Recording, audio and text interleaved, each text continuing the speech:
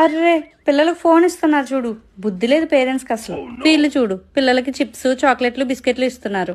అబ్బబ్బబ్బా ఎంత బ్యాడ్ పేరెంట్సో వీళ్ళు. ఏంటి అర్ధరాత్రి వరకు పిల్లలు పడుకోరా? ఒక డిసిప్లిన్ కూడా నేర్పించట్లేదు పిల్లలకి. ఏం పేరెంట్సో ఏంటో. అసలు పిల్లల్ని ఎలా పెంచాలో కూడా తెలియదు వీళ్ళకి. ఎందుకు పుడతారో కూడా తెలియదండి మనుషులు కొంతమంది.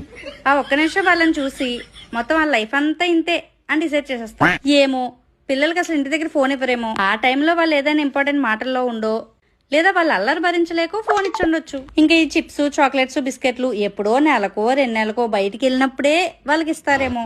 అది కూడా వేరే ఆప్షన్ లేక. ఏ పేరెంట్స్ వాళ్ళ పిల్లల హెల్త్ పాడవాలని ఏం కోరుకోరు. ఈ మధ్య బయట ప్రయాణాలు చేయాలంటే ఈ టార్చర్ ఎక్కువైపోయింది. వెంటనే అక్కడ ఉన్న వాళ్ళు జడ్జ్ చేసేస్తారు మనల్ని. పిల్లలకి అలాంటివి అలవాటు చేయకూడదమ్మా, తెలీదా మీకు? మీకు కనబడేది 1 నిమిషం 2 నిమిషాలే.